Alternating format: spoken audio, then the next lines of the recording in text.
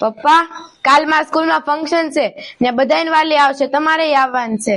હા બેટા, કાલે છોકરીની સ્કૂલમાં ફંક્શન છે અને મારી પાસે તો પહેરવા હાટુ સારા કપડાય નથી, અને જો હું આવા કપડા પહેરીને જાય ને તો આપણું બાળક ત્યાં ખરાબ દેખાશે.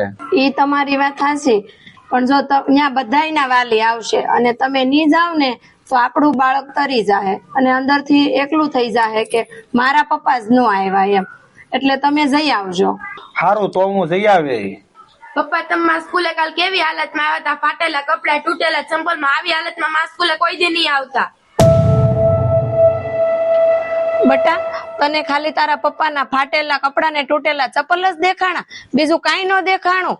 કાલે ઈ તારી સ્કૂલે આવતા હતા ને તેને પગમાં કાચ ખૂતી ગયો હતો. ઘરે આવ્યા તો એનો પગ આખો લોહી લુવાણ હતો. તો એને રસ્તામાંથી દવાખાને ન જતું હોય? નવા ચંપલ ન લઈ લેવાય? બટા, ઈ દવાખાને જાતા આવત અને નવા ચપ્પલ લઈ લેતા આવત, પણ એને તારી સ્કૂલની ફી ભરીને ત્યાં પૈસા ખૂટી ગયા. સોરી પપ્પા, મારી ભૂલ થઈ ગઈ. હવે હું આવું ક્યારેય નહીં બોલું. મિત્રો, જે મા બાપે આપણું ભવિષ્ય બનાવવા માટે પોતાનું બધું જ ત્યાગી દીધું હોય, એ જ મા બાપથી આપણને શરમ આવે છે. જો આપણે નહીં બદલાઈએ તો કોણ બદલાય છે? જો તમને મારો વિડીયો પસંદ આવ્યો હોય તો વિડીયોને લાઈક, કોમેન્ટ અને વધુમાં વધુ લોકો સુધી શેર કરજો.